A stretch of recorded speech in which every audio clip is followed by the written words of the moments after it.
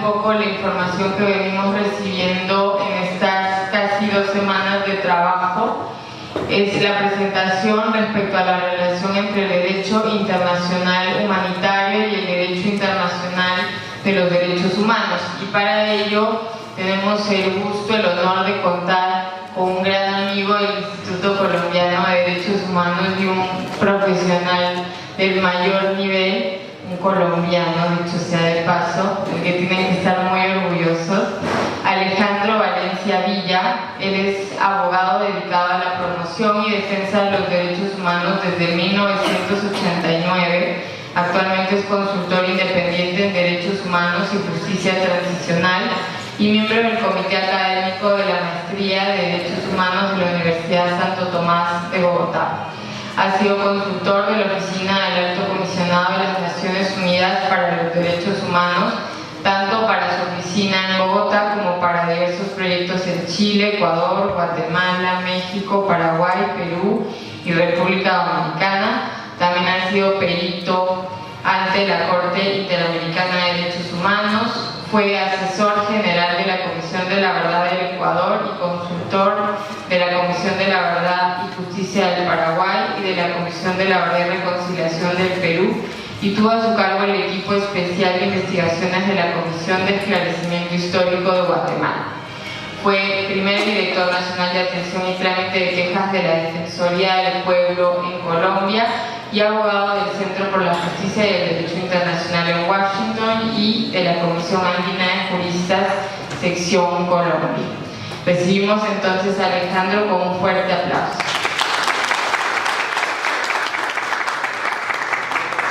Bueno, gracias, muy buenos días a todas y todos. Sé que ya está casi terminando este curso, ¿no?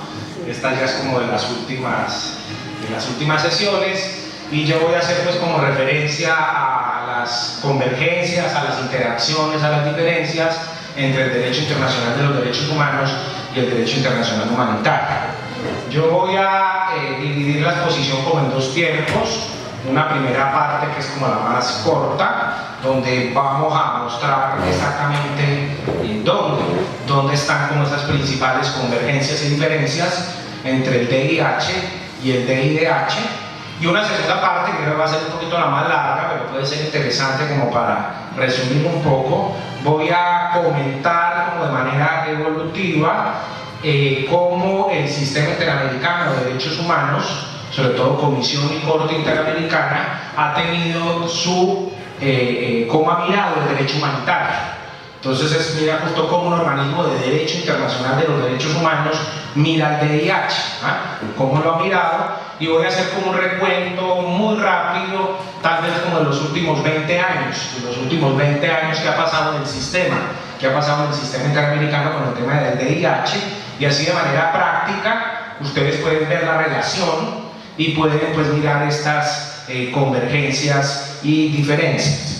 Siempre se señala que este tema de las relaciones hace parte como de un debate mucho más amplio relacionado en general relacionado en el derecho internacional público, y tiene que ver mucho si el derecho internacional público es unívoco, es bastante unificado, o si verdad es bastante disperso. Sabemos que el derecho internacional público pues está constituido por muchas diferentes ramas, y de alguna u otra forma las relaciones entre derecho internacional de los derechos humanos y derecho internacional humanitario pues están determinadas por este debate más amplio. Yo quiero presentar aquí en primer lugar un aspecto importante de convergencias y diferencias entre estos 2 marcos normativos, y tiene que ver con su campo de aplicación. Como ustedes vieron y saben, pues lo que solo estoy resumiendo cosas que ustedes ya saben y que vieron en este curso, el derecho internacional humanitario se aplica durante conflictos armados, solamente en conflictos armados, es decir, en situaciones de guerra. Mientras el derecho internacional de los derechos humanos se aplica siempre, se aplica en todo momento, se aplica como en toda circunstancia. Durante algunas décadas, pero décadas ya más pretéritas, algunos tratadistas señalaban que el derecho internacional de los derechos humanos era un marco normativo que estaba más destinado a asuntos de paz. Sin embargo, he puesto eso entre paréntesis porque no es cierto en qué sentido. Si señalamos que el derecho internacional de los derechos humanos se aplica siempre, se aplica en todo momento, también el derecho internacional de los derechos humanos se aplica durante situaciones de conflictos armados y también se aplica durante situaciones de guerra. Pero ojo, el derecho internacional humanitario no se aplica en situaciones de paz. El derecho internacional humanitario solo se aplica durante conflictos armados en situación de guerra. Es decir, es mucho más restrictivo, mucho más limitado, mucho más específico el derecho internacional humanitario en esta perspectiva. Se plantea que la aplicación de estos dos marcos normativos en un conflicto armado es directamente proporcional. Y me explico, es directamente proporcional en este sentido, que mientras un conflicto armado esté más agravado, es decir, hay más operaciones militares, hay más combates, hay más hostilidades, etcétera, etcétera, es decir, está bastante degradado, se aplica más el derecho internacional humanitario y se aplica menos el derecho internacional de los derechos humanos, ¿no? A mayor conflicto armado, más aplicación del VIH, menos aplicación del derecho internacional de los derechos humanos. Y viceversa, cuando el conflicto armado está muy minimizado, ya casi no hay operaciones militares, ¿no? Ya casi no hay hostilidades, se aplica más el derecho internacional de los derechos humanos y se aplica menos el derecho internacional humanitario. Entonces, por eso es que en situación de conflicto armado hay como una relación inversamente proporcional. Otro concepto que ayuda también a entender este ámbito de aplicación ha sido unas tesis que ha desarrollado la jurisprudencia, sobre todo en la Corte Internacional de Justicia de La Haya, en algunas decisiones que se conoce más como la tesis del control efectivo, y es como el control efectivo que tiene un Estado en situaciones de conflicto armado. Se señala que mientras en una situación de conflicto armado el Estado tenga un mayor control efectivo de su territorio y de su población, se aplicará más el derecho internacional de los derechos humanos y se aplicará menos el derecho internacional humanitario. Y viceversa, si el Estado tiene menor control efectivo en un conflicto armado de su territorio y su población, se aplicará más el derecho internacional humanitario y se aplicará menos el derecho internacional de los derechos humanos. Como ven, son situaciones muy lógicas, ¿no? Muy lógicas, dependiendo de lo que ustedes han estudiado en relación con estos diferentes campos normativos. Y pues me imagino que ustedes en su clase aquí de VIH vieron en qué consiste conflicto armado o lo manejan y pues en qué momento se deben aplicar estas normas. Otro segundo aspecto tiene que ver con los sujetos de responsabilidad, que también denota una diferencia importante entre el derecho internacional de los derechos humanos y el derecho internacional humanitario. El sujeto de responsabilidad del derecho internacional de los derechos humanos es el Estado. Ustedes saben, me imagino que lo han estudiado, todos estos grandes temas del deber de respeto y el deber de garantía, ¿no?, que tienen los Estados conforme al artículo 1.1 de la Convención Americana sobre Derechos Humanos o el artículo 2.1 del Pacto Internacional de Derechos Civiles y Políticos. Y pues quien suscribe los tratados de derechos humanos son los Estados, ¿no? Y los Estados son los que están obligados, ¿no?, a respetar y garantizar los derechos. En el derecho internacional de los derechos humanos, quien está obligado a respetar el VIH son las partes en un conflicto armado. Las partes en cualquier conflicto armado, ya sea internacional o no internacional, tienen que respetar las normas humanitarias. En los conflictos armados internacionales, en la mayoría de los casos, las partes en conflicto son estados. O sea que ahí no hay diferencia con el derecho internacional de los derechos humanos. Pero en muchos conflictos armados no internacionales, las partes en conflicto son grupos armados no estatales. Y los grupos armados no estatales tienen que respetar el derecho internacional humanitario. Entonces mire que hay una diferencia importante. hay un agente diferente a los estados que lo obliga el derecho internacional humanitario. Y hay pues una diferencia central con el derecho internacional de los derechos humanos. También esta relación de sujetos de responsabilidad se puede explicar desde otra perspectiva, que a mí me gustan estas expresiones que se utilizan, que señala que el derecho internacional de los derechos humanos lo que en últimas establece son unos derechos subjetivos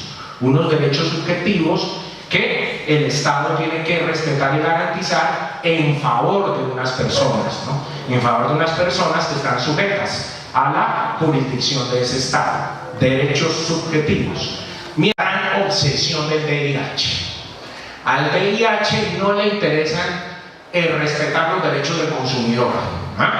O el VIH no habla de espacio público. Esas son preocupaciones del derecho internacional de los derechos humanos.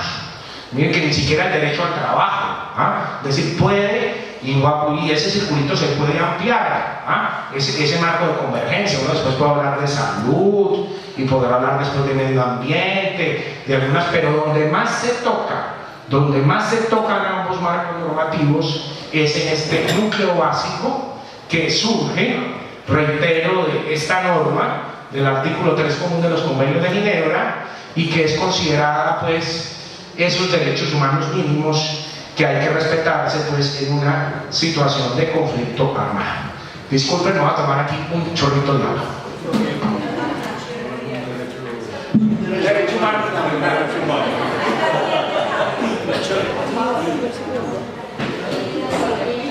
Bueno, voy a seguir ahora con la segunda parte.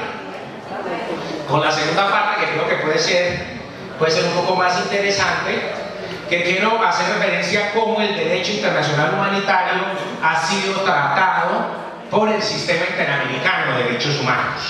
Y sobre todo, pues ver todos estos temas de convergencias y esto. Yo voy a hacer relación con algunos casos concretos. Ustedes vean cuáles han sido como las discusiones, los debates, y voy a hacer referencia a casos como en los últimos 20 años, porque ha sido precisamente en estas 2 últimas décadas cuando ha habido una mayor aproximación del sistema interamericano al derecho internacional humanitario. Uno puede encontrar algunas referencias, pero lo digo y no me equivoco, que pasaban de 2, 3 renglones en informes de Guatemala en los años 80 o principios de los 90, donde se hacía alguna referencia muy remota al derecho internacional humanitario por parte del sistema interamericano, y básicamente era como una cita muy genérica a este artículo 3 común de los convenios de Ginebra. Hacia más o menos los años 97, 96, 97, la situación empieza a cambiar y eso tiene nombre propio. Bueno, sepan un poco por qué el sistema interamericano, y vamos a ver qué fue la Comisión Interamericana, por qué la Comisión Interamericana se empieza a dedicar más por estos temas. Todo se debe, y eso tiene, como digo, una explicación muy lógica, es que nombran como un comisionado a un profesor norteamericano, que se llama el profesor Robert Goldman, que era profesor de DIH, era profesor de Derecho Internacional Humanitario en American University, y él lo nombran comisionado y lo encargan de Colombia.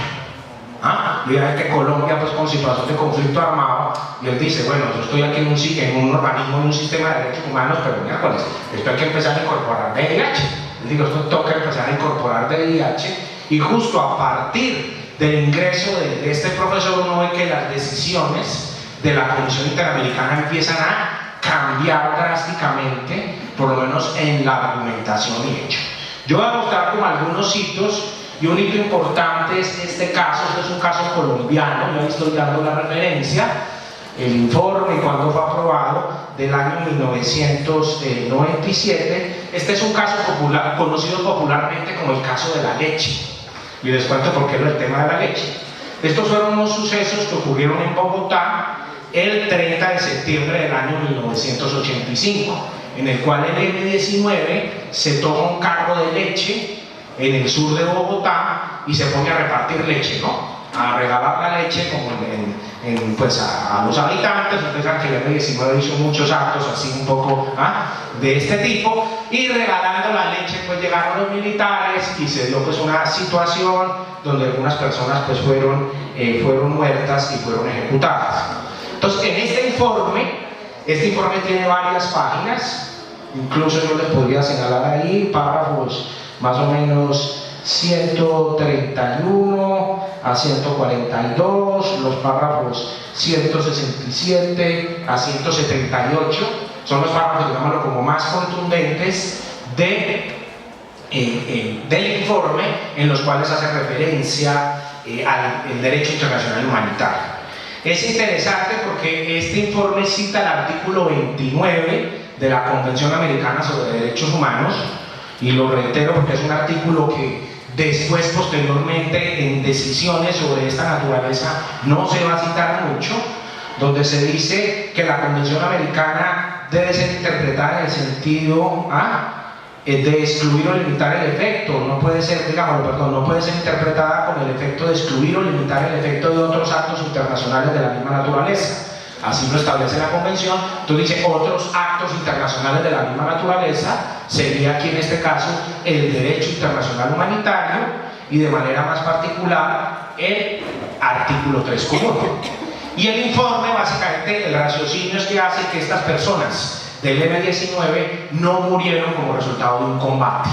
Es decir, que no hubo un combate, sino que estas personas fueron ejecutadas pues extrajudicialmente, y que al no haber muerto en combate, estas personas eran personas protegidas, ¿no? Eran personas protegidas a la luz del derecho internacional humanitario. Y que el argumento interesante es que el informe señala que la Comisión no solo tiene la facultad, sino sobre todo el deber, eso es lo que dice, el deber de aplicar las disposiciones jurídicas pertinentes en un caso concreto, y que en este caso concreto el deber que tenía que hacer era pues ir al tema del derecho internacional humanitario. Entonces este es como un primer fallo interesante, donde había como una aplicación mucho más directa por parte de la Comisión Interamericana del VIH a partir del artículo 29. Un segundo caso que es muy cercano, miren, escasos 2-3 meses del mismo año de noviembre, que es mucho más conocido. Este primero no es como tan conocido en el sistema. Este caso se conoce popularmente como el caso de La Tablada. La Tablada era un cuartel militar cerca a Buenos Aires. Y el 23 y 24 de enero de 1989, una organización política de exguerrilleros argentinos se toma el cuartel de La Tablada, entran incluso en unos carros civiles disparando, y se dan unos hechos de violencia que duran aproximadamente 30 horas. Al final de las 30 horas, algunas de estas personas que habían llegado se rindieron. Y en esas 30 horas hubo combates entre los militares y pues estas personas que ingresaron al cuartel. Hubo muertos por lado y lado, hubo más muertos pues por el lado de los civiles que por el lado de los militares. Aquí lo interesante es que también la Comisión Interamericana señaló, mire, en este episodio que duró escasamente 30 horas, ese episodio puede calificarse como un conflicto armado no internacional a la luz del artículo 3 común. ¿Por qué?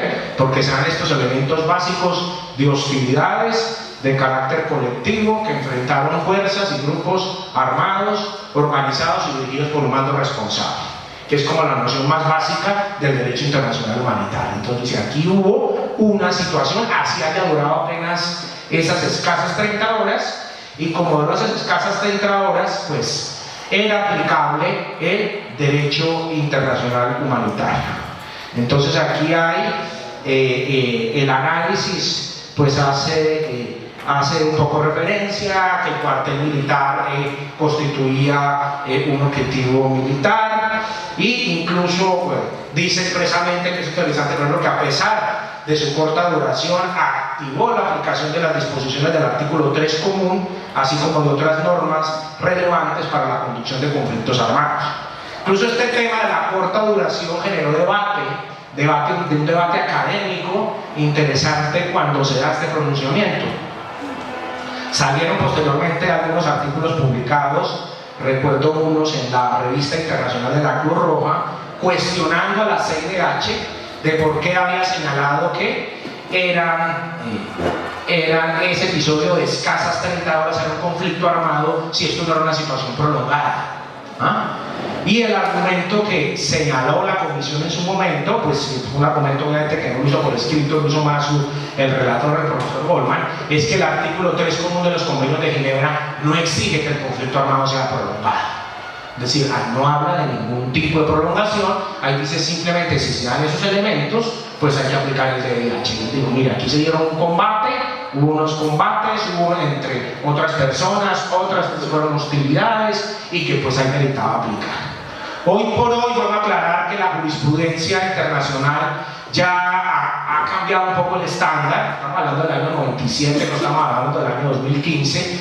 Hoy por hoy la jurisprudencia del Tribunal Penal Internacional para la antigua Yugoslavia, que viene siendo muy recogida casi por muchos tribunales en el mundo, sí habla como el requisito de la prolongación y la intensidad del Estatuto de la Corte Penal Internacional para efectos de sancionar crímenes de guerra en conflictos armados no internacionales, pero vuelvo a indicar que efectivamente el artículo 3 común no lo dice, y en ese momento pues era otro el estado del arte en estas discusiones interesantes.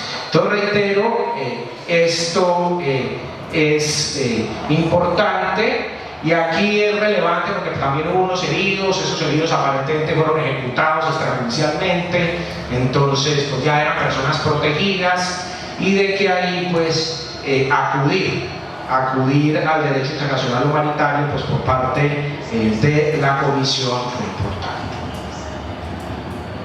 Sigamos con la comisión y el tercer informe sobre Colombia. Este informe fue del año 99. Yo me atrevo a decir que en su momento, en ese año, yo lo digo porque pues yo llevo trabajando en derechos humanos desde finales de los 80 de rato, fue el mejor informe de derechos humanos que se haya escrito sobre Colombia, por parte de un organismo internacional, un informe muy, digámoslo, muy sólido, con muy buenas fuentes, muy completo. Estamos hablando de un informe de casi 450 páginas donde abarca un montón de temas. Lo interesante es que este informe tiene un capítulo que está señalado ahí, capítulo 4, violencia y violación del derecho internacional de los derechos humanos y DDH, un capítulo casi de 100 páginas sobre análisis de DDH, y lo interesante es que el análisis fáctico está fundamentado en muy buenos razonamientos teóricos en materia de DDH. Entonces, incluso esos razonamientos teóricos hoy por hoy los podemos citar y tener en cuenta, ¿no? Son muy buenos para definir, por ejemplo, que es un ataque indiscriminado. Por ejemplo, este informe sostiene con muy buena argumentación por qué en Colombia se puede señalar que partes en el conflicto armado son algunos cuerpos de la Policía Nacional Colombiana, cuando lo lógico es que las partes en un conflicto armado no internacional solo van a ser, digamos, los ejércitos, en el caso de nosotros serían ejército, fuerza aérea, marina, ¿no? Las fuerzas armadas. Aquí habla la policía. ¿Y por qué? Porque la policía en Colombia tiene organismos contrainsurgentes que están dedicados a esa labor, porque la policía también está encargada de la guarda del orden público, pero hay como una muy buena argumentación sobre eso, ¿no? O una buena argumentación sobre el tema de rehenes, porque lo que regularmente llamamos secuestrados, y esos secuestrados que se dan dentro del marco de un conflicto armado deben ser calificados como rehenes. Yo de verdad los invito a que tengan en cuenta este informe. Ya van pues 4 informes, el cuarto informe de la comisión fue del año pasado, pero este tercero ahondó de manera más particular pues sobre este tema ya de hacer análisis fáctico de la realidad colombiana a partir del DDH, con un buen marco teórico. Continuemos, y aquí ya vamos a hablar del primer caso de la Corte, el primer pronunciamiento de la Corte Interamericana, y que este pronunciamiento está muy determinado también por la llegada de este profesor. Este es un caso, el caso de Las Palmeras. Esto ocurrió en el departamento de Putumayo, donde cerca de Mocoa, donde un día antes se habían presentado como unos combates entre el ELN y la fuerza pública, y unos maestros de una escuela resultaron muertos. Y en esa época no se habla de falsos positivos, pero es lo mismo que hablamos sobre falsos positivos. Y estos maestros y unos civiles fueron presentados al otro día como guerrilleros muertos en combate, cuando efectivamente no eran. Solo que en este momento no se, es decir, en esa época no se habla de falsos positivos. Pero esa es la situación específica. La Comisión Interamericana, que esto es como lo interesante y lo relevante, sostuvo, y es decir, lo que pedía era que se declarara que el Estado colombiano no solamente había violado el artículo 4 de la Convención Americana sobre Derechos Humanos relacionada con el derecho a la vida, sino que también había violado el artículo 3 común de los Convenios de Ginebra, del 12 de agosto de 1949. Entonces, el argumento que daba la Comisión Interamericana era que la Convención Americana no tenía ninguna norma para distinguir, para tratar de manera concreta situaciones durante un conflicto armado, y que pues no había razón para cual el sistema interamericano no acudiera al DIH y pudiera establecer responsabilidades con base en esa norma. Incluso lo interesante es que la Comisión en su argumentación incluso cita alguna doctrina, una opinión consultiva de la Corte Internacional de Justicia de la Haya de armas nucleares, para dar énfasis en que se debe, por lo menos que entre esta convergencia que yo les mostré antes entre el derecho internacional de los derechos humanos y el derecho internacional humanitario. Y que la Comisión presentó ello, y el Estado colombiano argumentó un par de excepciones preliminares. Una excepción preliminar que la llamó de falta de competencia de la Corte, y otra excepción que la llamaba ya de falta de competencia de la propia Comisión. Y lo que alegaba un poco el Estado colombiano era, y así lo hizo en su planteamiento, el Estado diferenciaba como entre interpretar y aplicar la Convención Americana, y un poco que decía que la Corte Interamericana solo podría aplicar la Convención Americana y que solo podía interpretar los convenios de Ginebra, pero que la Corte Interamericana no podía establecer responsabilidades al Estado colombiano con un instrumento de derecho humanitario. Eso fue lo que alegó el Estado.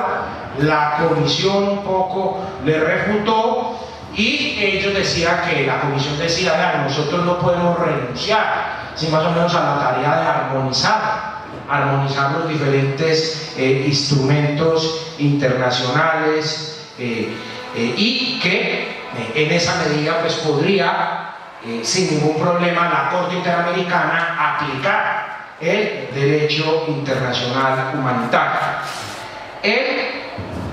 La Corte le dio la razón al Estado colombiano, y la Corte Interamericana declaró probada las dos excepciones, y un poco pues lo que señaló es que la Corte Interamericana solo puede aplicar instrumentos del sistema interamericano, que la Corte Interamericana no puede aplicar sistemas ajenos a lo del sistema interamericano, y que por eso pues no puede establecer la responsabilidad con base en el derecho internacional humanitario. más o menos lo que dice estas excepciones preliminares, y reitero, pues fueron las excepciones preliminares que ganó el Estado mexicano. Reitero, el Estado colombiano planteó de manera muy general, incluso sin ningún desarrollo, esta diferenciación entre interpretación y la aplicación.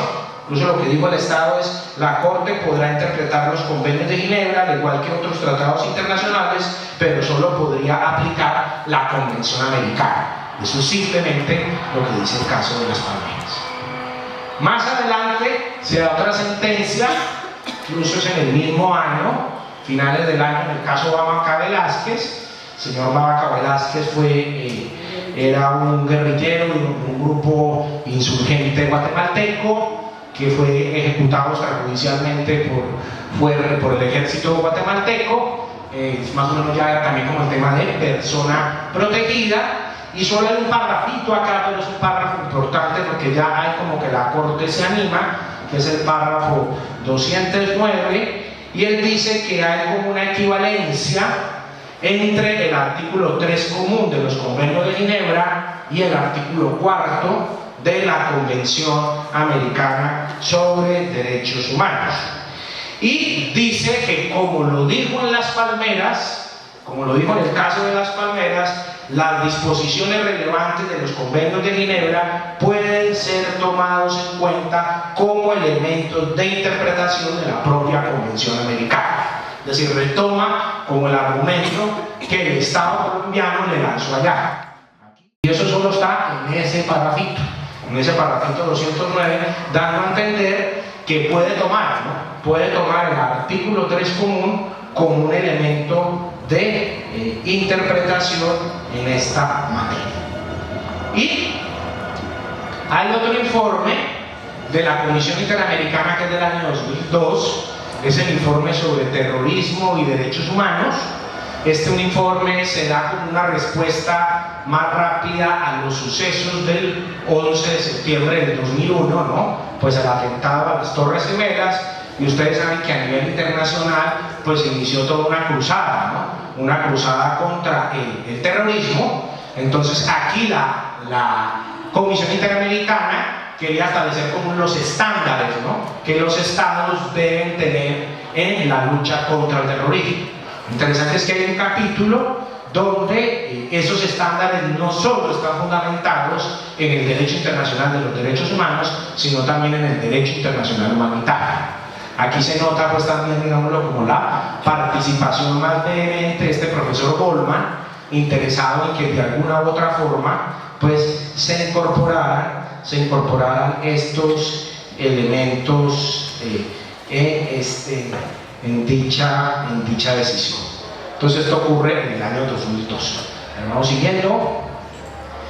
En el año 2004 hay un caso que llega a la Corte Interamericana de Derechos Humanos, que es conocida como el caso de las hermanas Serrano Cruz. Estas fueron unas niñas que fueron desaparecidas en el marco del conflicto armado salvadoreño, el que estuvo en el caso pues, del el FMLN pues, con las tropas del ejército salvadoreño.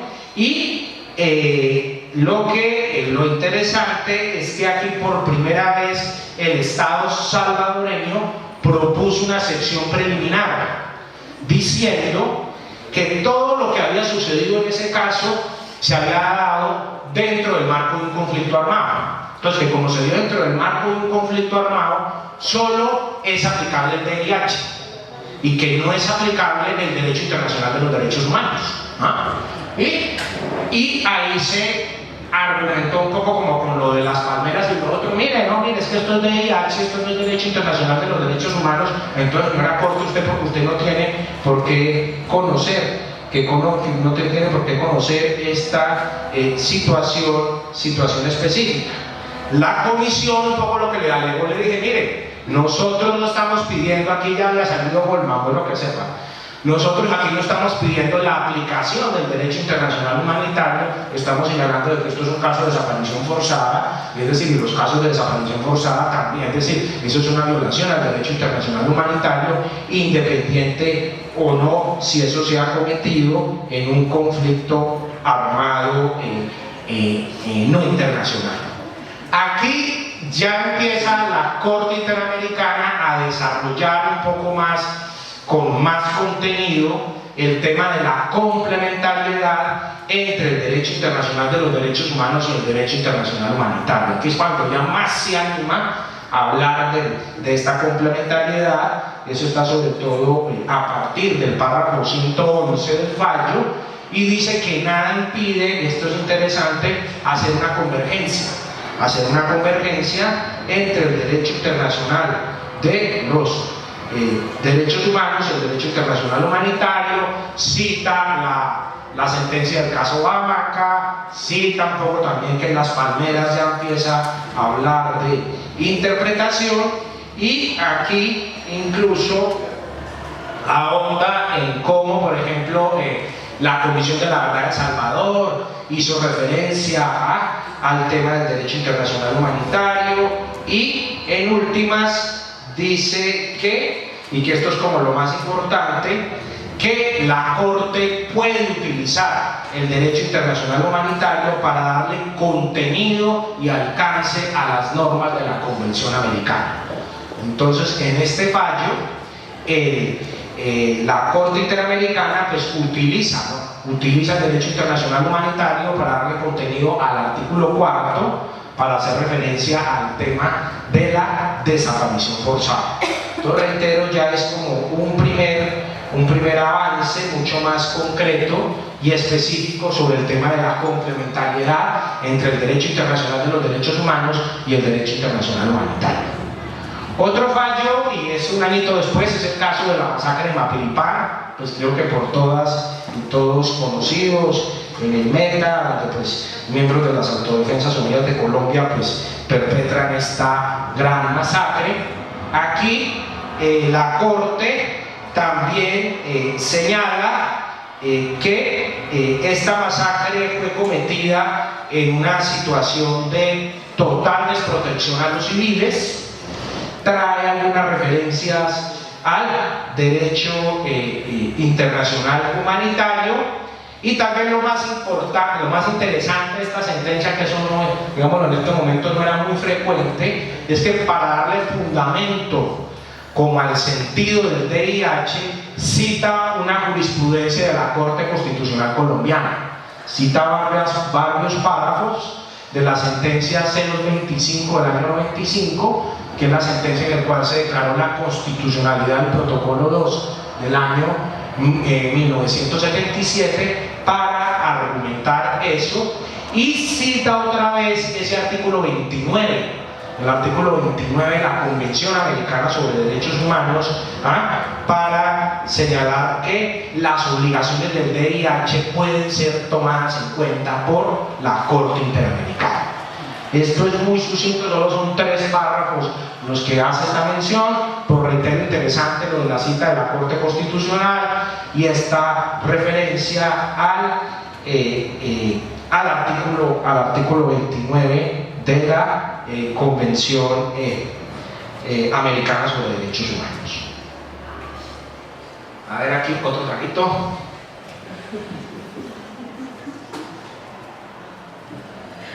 Otro caso interesante es este caso de este informe de admisibilidad del año 2010. Esto es una denuncia de Estado contra Estado.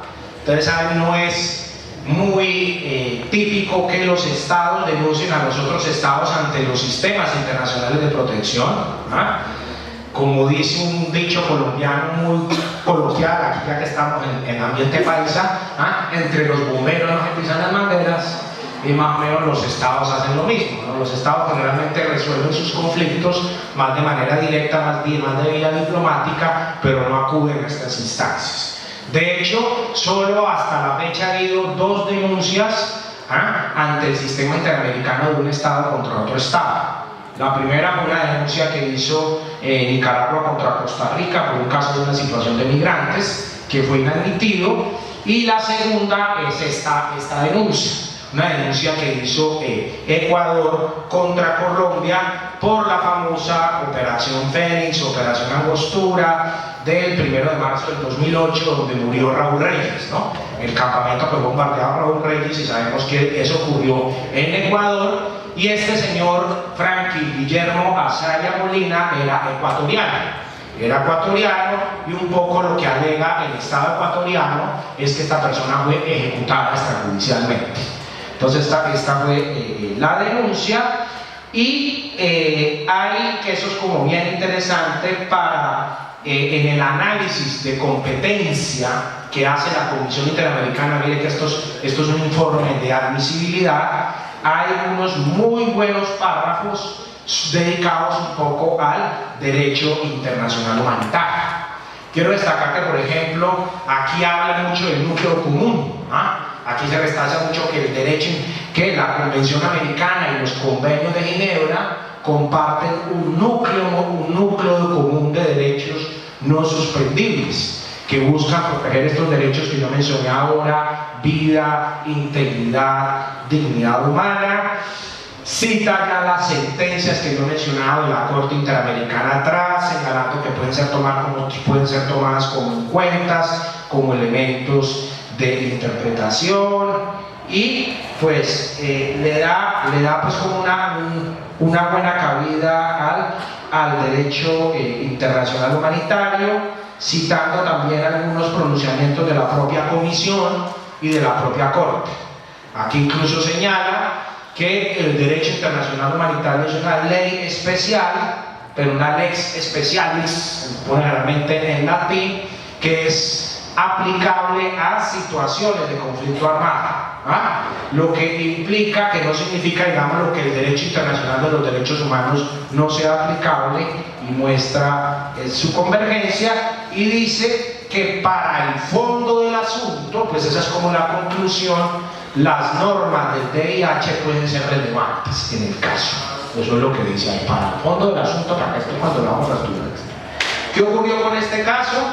Cuando llega a la presidencia en el primer momento, se logra, digámoslo, restablecer relaciones con Ecuador, y el caso es retirado por el gobierno ecuatoriano. Es decir, lo salvaron otra vez por el tema diplomático, o sea que la admisibilidad quedó ahí, y pues no hubo un pronunciamiento posterior. Pero reitero, es interesante porque pues plantea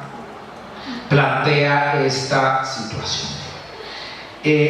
Otro caso, siguiendo con la analogía, es el caso de la masacre de Santo Domingo. Esta masacre ocurrió el 13 de diciembre del año 1998, cuando en una operación aérea de la Fuerza Aérea Colombiana, ellos dejaron caer una munición en racimo sobre esta comunidad. Esto es un corregimiento, un corregimiento del municipio de Tame, donde murieron 17 personas, 4 de ellos eran niños, y quedaron 27 heridos, solo por el lanzamiento de esta munición, en racimo. Yo diría que esta es la primera sentencia en la cual la Corte ya hace un análisis mucho más de fondo de un caso, acudiendo al DIH, y sobre todo porque es un caso casi estrictamente de DIH. Estamos hablando que las víctimas murieron en una operación aérea de bombardeo.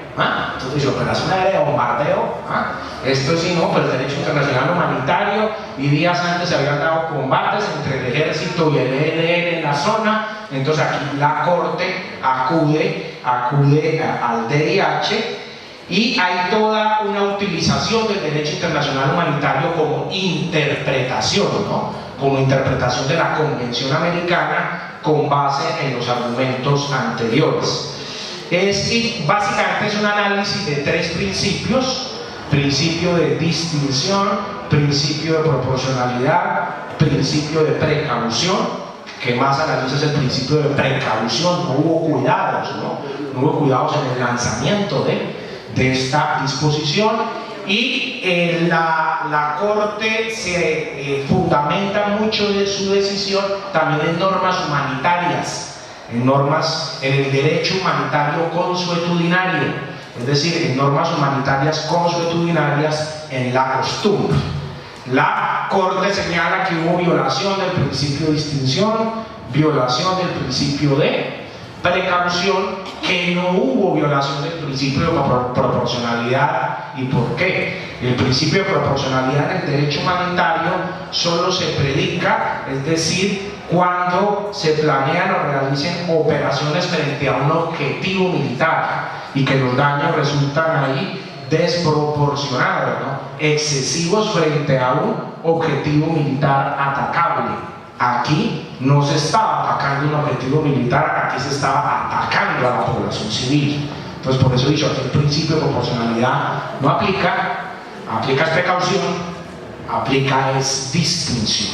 Y reitero, y pues yo la recomiendo, sobre todo está a partir de los párrafos 210, a ver hasta qué párrafo trae esta sentencia, hasta el 228, y es como el análisis ya más integral, el primer análisis más integral que hace la Corte Interamericana de interpretar, ¿no? Interpretar la convención con herramientas pues de DIH. A ver, sigamos aquí con nuestra otro caso posterior. Esto es un caso del 2014, el caso Rochac Hernández contra El Salvador.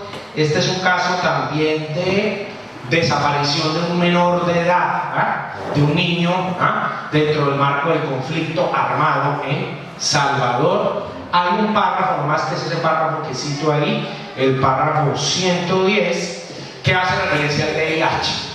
Y dice que de manera específica el derecho internacional humanitario salvaguarda de forma general los niños y las niñas que son como miembros de la población civil, y cita en particular una norma del protocolo 2 del año 1977, que es el artículo 4.3 de este instrumento, donde señala que a los niños y niñas en situaciones de conflicto armado se les debe dar con un cuidado especial.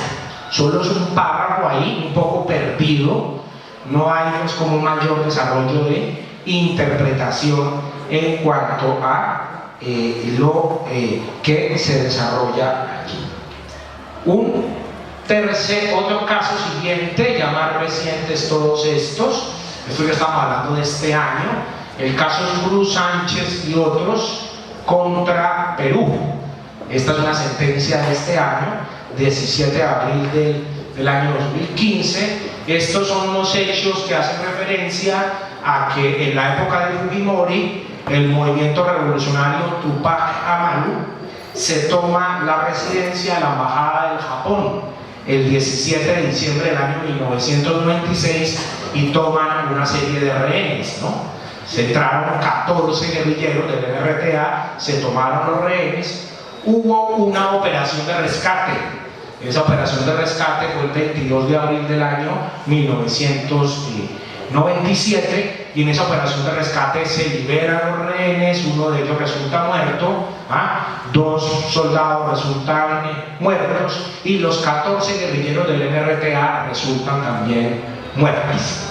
Este caso generó mucha polémica, una polémica política interesante en el Perú por lo siguiente: las víctimas de este caso eran 3 miembros del MRTA, es decir, 3 de los secuestradores. Y el argumento era que estas 3 personas se habían rendido cuando hubo el rescate, es decir, que estas personas eran personas protegidas a la luz del derecho internacional humanitario, es decir, eran personas que ya estaban puestas fuera de combate por rendición y después aparecieron ejecutadas. Entonces el caso generó mucha polémica, digo polémica política, porque una gente decía, ¿cómo así que ustedes están llevando un caso porque las víctimas son guerrilleros? Pero es decir, bueno, hasta por guerrillero que sea, los guerrilleros también tienen derechos humanos, era un poco el argumento, y si estas personas estaban rendidas, pues tenían que ser sido sometidos a juicio y no tuvieron que ser ejecutados. Este caso tuvo un debate probatorio muy interesante, y sobre todo el gran debate probatorio era un debate forense. En ese sentido, el caso es interesante porque era toda una discusión entre antropólogos forenses para determinar que era un tiro a larga o a corta distancia, para saber si la persona había sido ejecutada extrajudicialmente, como argumentaban las víctimas, o si había muerto en combate, tiro a larga distancia, como argumentaba el Estado, Entonces, fue un debate forense fuerte, sobre todo con dos de las víctimas. Con una de las víctimas había varios testimonios, incluso testimonios de policías, en el que indicaban que ellos vieron a esta persona viva. Uno de los miembros del MRTA, uno de los rehenes, salieron por una casa vecina a la embajada cuando ocurre la toma, y uno de los guerrilleros se hizo pasar como rehén y se fue por allá con ellos. Y los propios rehenes les dijeron a unos policías: mire, ese que vaya, ese es guerrillero, ese es uno de los guerrilleros, cójalo. Los policías lo cogieron y los policías se lo entregaron al ejército, y después apareció ejecutado. Entonces había varios testimonios pues muy refutables. Hubo todo este otro debate en torno a los otros dos, y finalmente la corte se fue. A veces coge las vías un poquito como más fáciles, digo yo. Y aquí no hubo como muchos elementos de que estas dos personas fueron ejecutadas extrajudicialmente. Yo no lo doy por probado, entonces no se reconoció. Es importante el fallo porque después de Santo Domingo aquí hay un análisis también bastante ya concreto sobre qué es eso de persona fuera de combate, qué es ese estatus de persona fuera de combate. Y aquí pues también la Corte acude al derecho internacional humanitario, acude al derecho humanitario consuetudinario para ver toda esta situación de qué es persona puesta fuera de combate o no, y eso le ayudó muchísimo pues para poder determinar que una de las víctimas pues fue ejecutada extrajudicialmente. Sí, obviamente esto no era de debate, pero lo digo yo que llama la atención. Que miren que en este caso 14 guerrilleros fueron los que ingresaron a la embajada y los 14 resultaron muertos, Es decir, como si la orden hubiera sido matarlos a todos. El derecho internacional humanitario tiene una prohibición, que es un crimen de guerra legendario desde la antigüedad, que se llama el de no dar cuartel. Eso está prohibido. Por no dar cuartel es no dejar supervivientes. Pareciera que la orden que se dio en el operativo de rescate era matar a todos los guerrilleros. Yo sé que eso no fue de debate, y no era de debate en la decisión de la Corte, pero señalar lo que llama la atención frente a esta situación específica. Ya voy a acabar para esto, para las preguntas. Casi la última presentación o por lo menos el último pronunciamiento es bien reciente.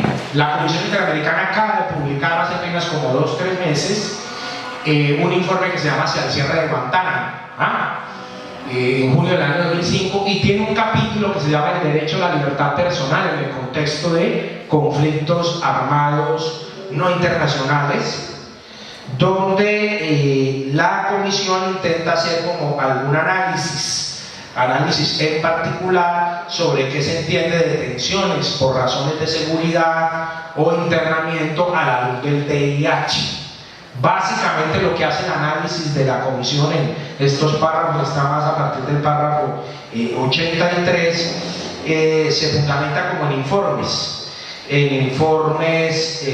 del Comité Internacional de la Cruz Roja, un poco para argumentar que esa es la conclusión final, que la detención continuada e indefinida de personas sin derecho al debido proceso en Guantánamo pues es una violación a la Convención Americana sobre Derechos Humanos, y se fundamenta pues como con esta argumentación. La comisión empieza a decir que no existe claridad para Estados Unidos si estamos hablando de un conflicto armado internacional o no internacional. Sí me llama la atención que de todas maneras la comisión tampoco se mete en el tema, La comisión siempre dice, no, el Estado no lo plantea, pero ellos tampoco de alguna u otra forma hacen el análisis sobre este particular. Esto es lo que hay hasta el momento, y bueno, comentarles que viene, un poco qué sé yo que viene, está por salir esa sentencia en cualquier momento, la sentencia de la Comunidad Santa Bárbara contra Perú. Este es un caso de desaparición forzada de 15 personas por parte del ejército peruano el 4 de julio del año 1991 en la comunidad de Santa Bárbara, en la provincia de Huancavelica, Perú.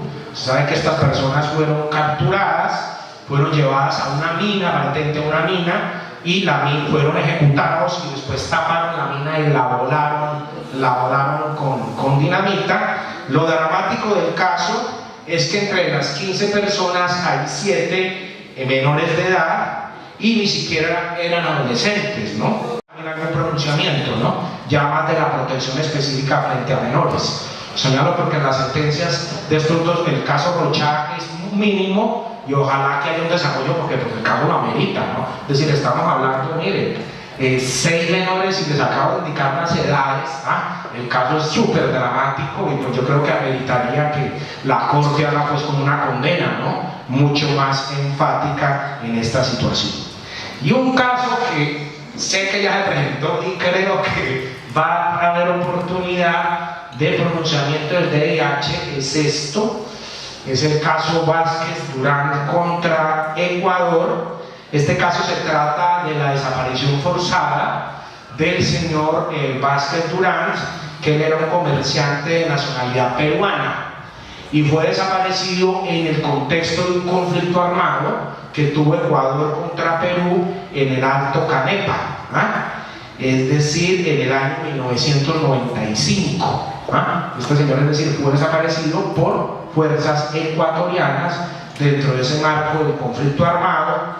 Lo último que se sabe de él es que fue visto en un cuartel militar y la Comisión Interamericana está interesada en hacer como en realizar un peritaje sobre el tema de la desaparición forzada dentro del marco de conflictos armados. Entonces miren que estas son como algunas perspectivas y bueno, pues que se den cuenta, ¿no? Que se den cuenta que el sistema interamericano, pues, y yo lo he hecho así como en reseña rápida, pues cómo se adecuaba al tema del derecho internacional humanitario y que lo vean como en un sentido pues más práctico, y ahí tienen un poco las diferentes sentencias. Hay pues, como le digo, esto es una buena demostración pues, de que la convergencia entre el derecho internacional de los derechos humanos y el derecho internacional humanitario es real, y cada vez es como un matrimonio más indisoluble, yo diría, entre unos y otros. Hace 25 años, si ustedes le preguntaban a un funcionario del Comité Internacional de la Cruz Roja por Derecho Internacional de los Derechos Humanos, decía: yo eso no sé nada. Y si usted hace 25 años le preguntaba a un funcionario de la Comisión Interamericana de Derechos Humanos por Derecho Internacional Humanitario, le decía: yo no sé nada. Ahora les toca manejar los dos marcos normativos. Y aquí en Colombia el desafío para todas y todos es mayor, porque mientras exista conflicto armado, que todavía está vivito y coleando, pues toca conocer no solo derecho internacional de los derechos humanos y derecho internacional humanitario. Veremos en qué está lo de Habana, pero sabemos que lo del ELN todavía nada, por ahí siguen paracos pegando la vida. Yo creo que tenemos conflicto armado para rato todavía, y en esa medida tenemos DIH desafortunadamente para rato. Yo espero que por lo menos se solucione. A ver si yo me dedico, entre otras, yo trabajo en varias cosas, una es DIH, pero a ver si me puedo dedicar a otras cosas, ¿no? A otras cosas distintas del DIH, pero pues mientras tengamos conflicto, no. Bueno, yo voy a parar ahí y voy a mirar aquí las preguntas, ¿no? Voy a hacer aquí como una revisión de preguntas y a ver qué selecciono. Si me permiten un minutico mientras yo las voy leyendo, y pues selecciono.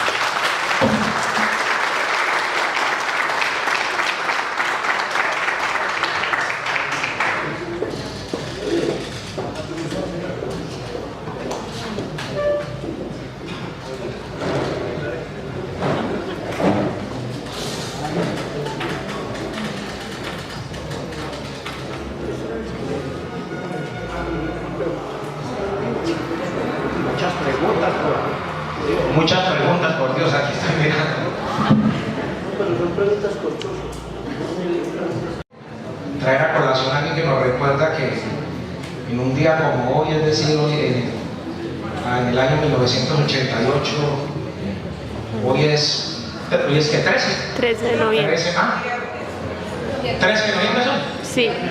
Sí, en un 13 de noviembre del año 1988 ocurrió la masacre de Segovia. Entonces, bueno recordarlo, ¿no? Que fue ese episodio tan lamentable y donde pues precisamente el señor César Pérez, ¿no? Quedó involucrado por ese caso y que es tal vez uno de los masacres como más lamentables de finales de la década de los 80. Estoy preocupado con algunas preguntas porque me da la impresión de que no entendieron la charla. Una persona me pregunta por las diferencias y semejanzas entre derechos humanos y derecho internacional humanitario, y otra persona me dice que cómo funciona el derecho internacional humanitario en el sistema interamericano. Entonces quedé preocupado, ¿no? Quedé preocupado porque pues, de pronto se ve que no fui como lo suficientemente claro, y discúlpeme a esas dos personas. Yo les voy a dejar esta presentación y a ver si por lo menos podemos ayudarle a esclarecer ese par de aspectos. Hay algunas preguntas que me hacen referencia un poco a qué pasa aquí en Colombia, que pues se cometen como infracciones cometidas contra civiles, perpetradas por policías, por militares, y que esas personas, digámoslo, no son sancionadas, ¿no? Yo creo que esa pregunta hay que hacérsela a los diferentes estamentos judiciales. Aquí hay un déficit de persecución penal muy alto en materia, digámoslo, de infracciones al derecho internacional humanitario, en materia de crímenes de guerra, y desafortunadamente la visión que tiene el sector castrense en este país por defender su fuero militar, ¿no? O sea, por defender su fuero militar y por intentar de que ellos sean los competentes para conocer casos de violaciones de derechos humanos, pues hace que en la práctica no sea tan fácil a sancionar a algunos militares comprometidos en violaciones de derechos humanos. Ahí hay algunos avances, algunos avances de imputación que hace la Fiscalía, pero hay efectivamente, como lo dice la persona, pues eso es una deuda pendiente en este país. Aquí se dice que si un familiar de un militar, ¿no? Un familiar de un militar que está protegido muere, si eso es o no es una infracción al DIH. Yo creo que eso depende. Es decir, los casos concretos hay que mirarlos como con todos los elementos muy particulares para poder uno definirlos.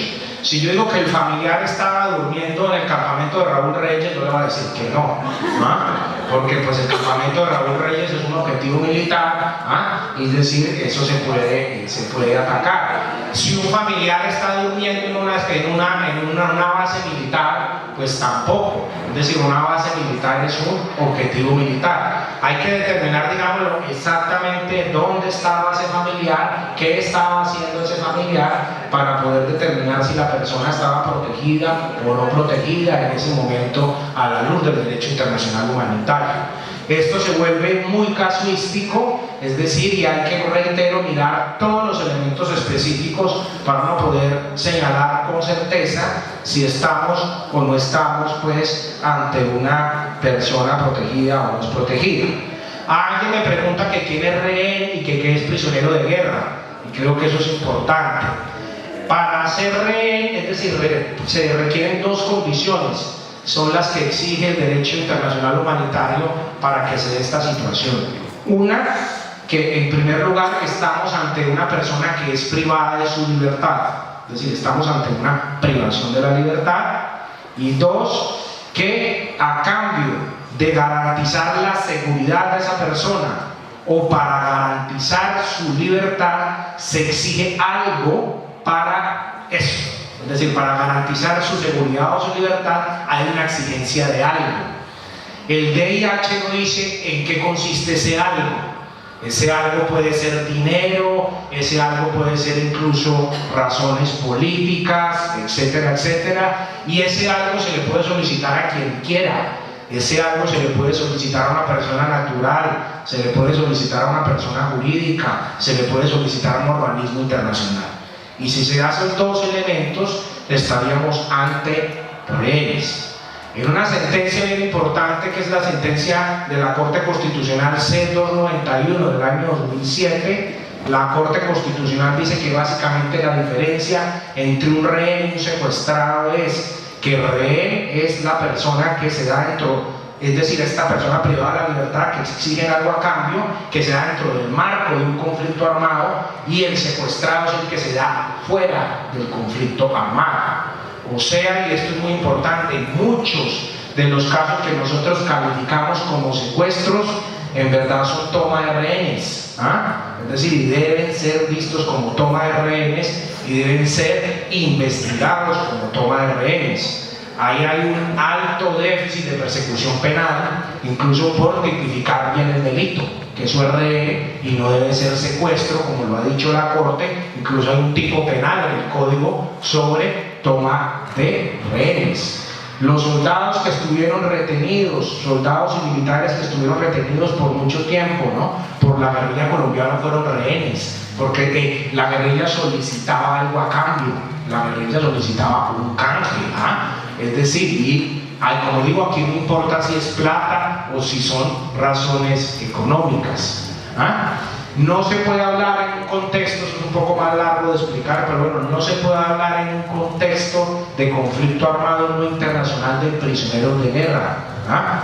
El estatus de prisioneros de guerra es un estatus exclusivo para conflictos armados internacionales. ¿Y por qué? Porque los prisioneros de guerra gozan de un privilegio, que es el privilegio de la inmunidad. Un prisionero de guerra no puede ser juzgado por sus hechos, digámoslo, por sus hechos que él fue a combate, no puede ser juzgado por haber tomado las armas. Un prisionero de guerra podrá ser juzgado si comete crímenes de guerra o si comete alguna situación, pero el prisionero de guerra, por el hecho de haber combatido, no puede ser juzgado. Un prisionero de guerra, al final del conflicto armado, podrá ser liberado o podrá ser repatriado. Y en Colombia no podemos hablar de prisioneros de guerra porque los miembros de los grupos armados no estatales pueden ser juzgados y pueden ser llevados a la justicia, es decir, no son inmunes. Es decir, la inmunidad solo es para prisioneros de guerra en conflictos armados internacionales, la no inmunidad no se puede predicar pues para prisioneros de guerra en conflictos armados no internacionales. No es preciso desde un punto de vista del VIH hablar de prisioneros de guerra en un conflicto armado no internacional, es decir, eso es inexacto para el VIH. Eso es más como una reivindicación política que tienen pues las guerrillas, pero reitero, pues eso no se debe hacer. A ver aquí, bueno, aquí a ver. Bueno, alguien me pregunta que cómo funciona el derecho internacional humanitario dentro de los territorios indígenas y afrocolombianos. Es decir, en una situación en la cual ocurra un conflicto armado no internacional, el derecho internacional humanitario se aplica en todo el territorio de ese estado, haya o no haya hostilidades en algunas regiones. Es decir, en Colombia el derecho internacional humanitario se aplica en todo el territorio, sea donde sea, es decir, haya indígenas, haya afrocolombianos, se dé o no se dé esa situación.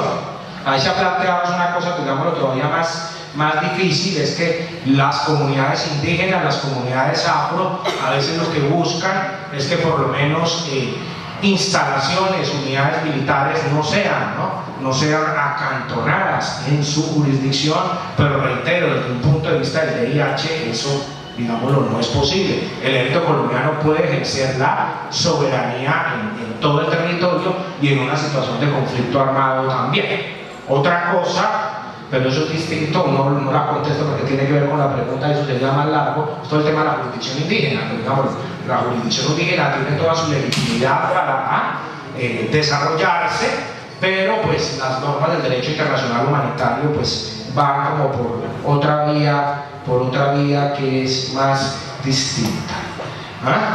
Bueno, alguien me pregunta, eso sí, eso no tiene respuesta, bueno, ¿qué pasa? ¿Por qué si Estados Unidos no ha ratificado ninguno de tratados? ¿Por qué participa en estos procesos? Yo creo que lo digo por referencia con el profesor norteamericano, digo, efectivamente el Estado, es decir, el Estado norteamericano no se caracteriza por no ratificar, no ratificar tratados de derechos humanos. De hecho, no ha ratificado ningún tratado del sistema interamericano. Y en materia de derecho humanitario, por ejemplo, no ha ratificado los protocolos del año 1977. Bueno, que sepan que para ser miembros de la Comisión o Corte Interamericana de Derechos Humanos son estados miembros de la OEA. Estados Unidos es miembro de la OEA.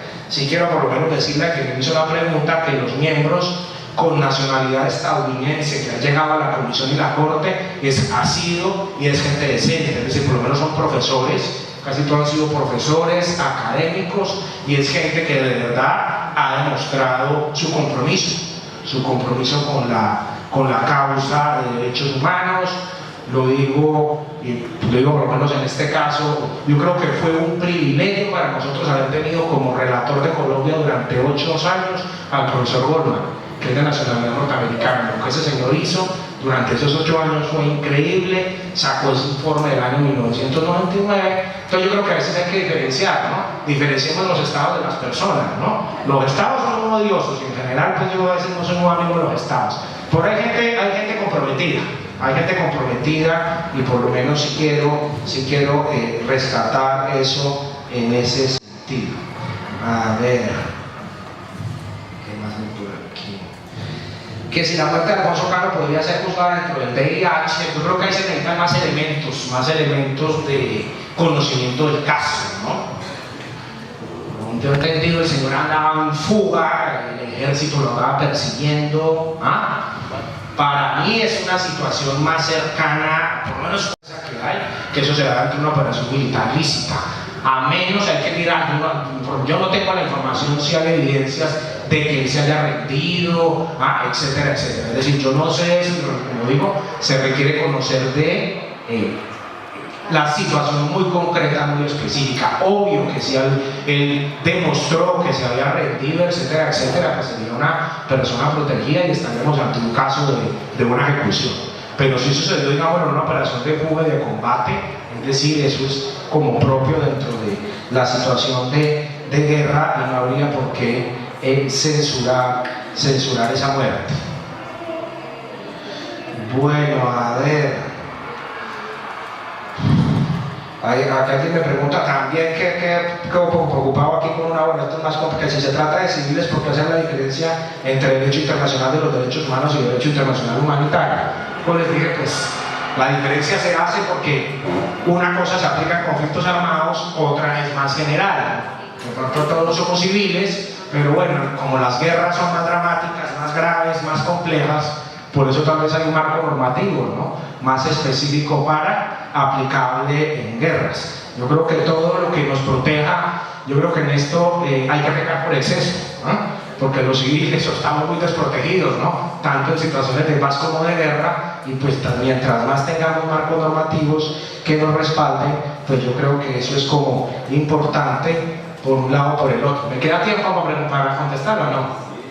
Todavía me queda un poquito más de tiempo. Bueno, a ver qué selecciono aquí.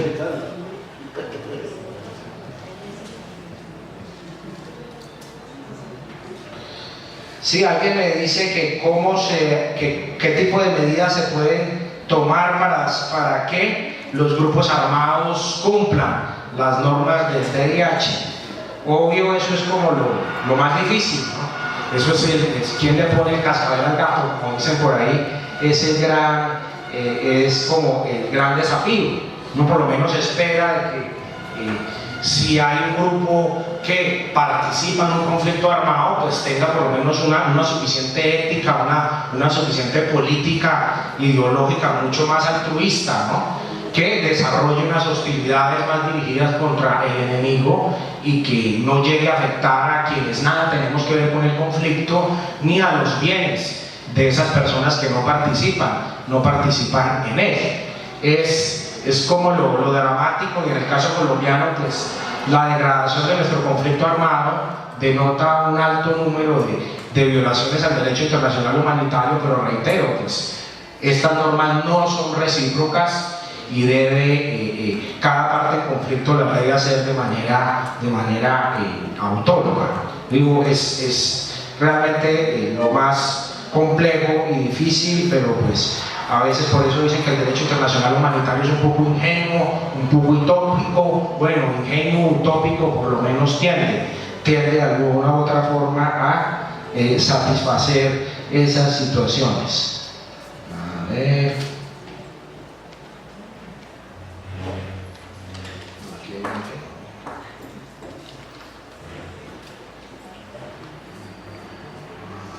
Bueno, aquí sí no creo que, porque Colombia no denuncia a Nicaragua, ¿no? Por todo el tema limítrofe, creo que no sé, por lo menos eso es, que por qué tenemos una política exterior tan débil, que hay que hacer. Pues yo creo que en ese sentido, pues es decir, obvio, uno ve que hay políticas exteriores débiles, a veces no es como en materia de derechos humanos, pero yo digo, bueno, hay que presionar de alguna u otra forma para que se dé eso. Bueno, no, yo más o menos creo que terminaría ahí porque pues ya con algunas de las inquietudes y pues darles las gracias pues a todos y todas.